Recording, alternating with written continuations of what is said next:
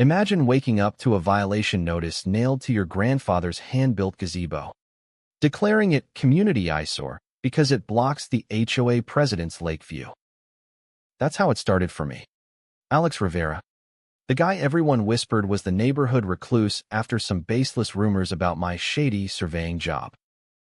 I stood there on that crisp Michigan morning, staring at the paper flapping in the breeze, while Barbara Klein, our plump HOA queen, waddled up my driveway with her clipboard, her polyester pants swishing like a warning siren. "Alex, darling," she cooed in that fake sweet tone reserved for public shaming. "This eyesore is encroaching on communal serenity. Fines start at $150 a day until it's gone." Her chins quivered with righteous glee, eyes narrowing behind her cat-eye glasses as she tapped the notice like it was holy writ. I didn't snap back. Not yet. I'd heard the whispers, how Barbara spun tales at board meetings, painting me as the antisocial type who'd ruin property values with my quiet ways. Instead, I nodded politely, folding the paper into my pocket. Inside, though, I was mapping every flaw in her little empire. As a former county surveyor, I knew boundaries weren't just lines, they were weapons. The rumors escalated faster than her fines piled up. Whispers at the mailbox cluster. "Alex is hiding something. Why else fight over a rickety gazebo?" Barbara fueled it all, hosting community chats where she'd sigh dramatically. "It's for the greater good, folks. We can't let one bad apple spoil our pristine paradise." Her relatives nodded along, sipping iced tea on her perfectly manicured lawn, while my inbox filled with anonymous emails echoing her nonsense. I stayed silent, but I dug. Late nights poring over old deeds. I uncovered the truth. That gazebo sat squarely on my plot, per the original plat my grandpa filed in '68.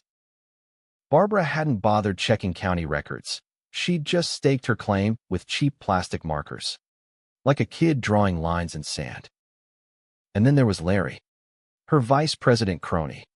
Fidgeting at meetings, I spotted his guilty glances, knowing he'd skipped due diligence on her orders. By midweek, the pressure cooker hissed. Barbara escalated to daily drive-bys, her SUV idling as she snapped photos of my violation, muttering about liens and seizures. "Alex, be reasonable," she huffed during one ambush, her face flushing beet red under the makeup. "This isn't personal, it's about upholding standards. Your grandpa's junk is dragging us all down." I smirked inwardly at her hypocrisy. Her own backyard tiki bar violated height regs. But who was counting? I gathered allies quietly. Old Mrs. Jenkins, fined for her unauthorized bird feeder, Mike from down the street, slapped with fees for his kids' chalk drawings. "She's a control freak," Mike grumbled over coffee. "Thinks trad order means her word is law."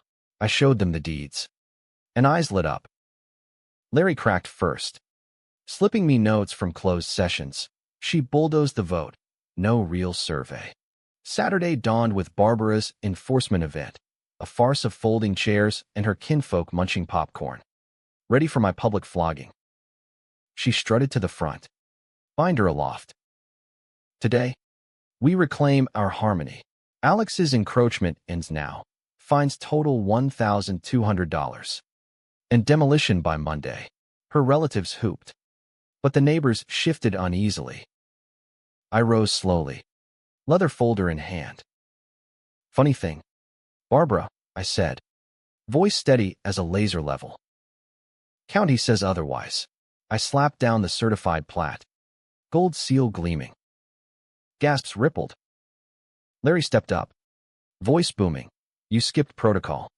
Barb lied to the board."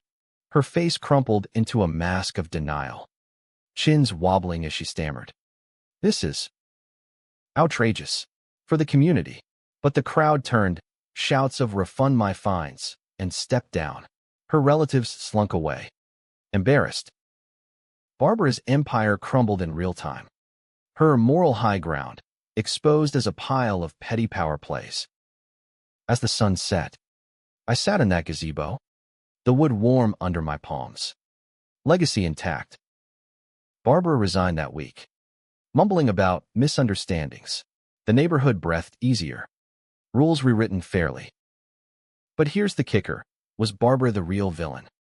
Or just a product of a system that lets busybodies play God? You tell me, is standing up to HOA tyrants always worth the fight? Or does it just breed more Karens?